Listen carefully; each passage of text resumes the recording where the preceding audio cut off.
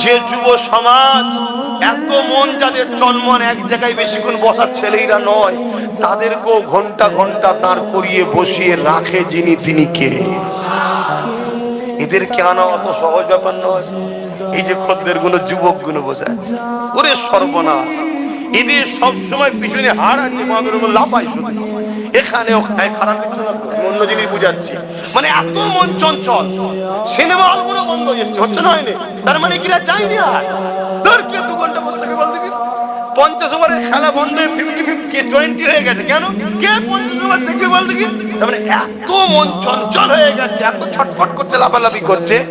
সেই ছেলেগুলোকেও আল্লাহ শুকর করে বলছি, আব্বাস সিদ্দিকী যেখানে যায় আমার আল্লাহ হাজার হাজার যুবককে ঘন্টার পর ঘন্টা বসিয়ে রাখে। বলুন মারহাবা, বলুন আল্লাহু আকবার,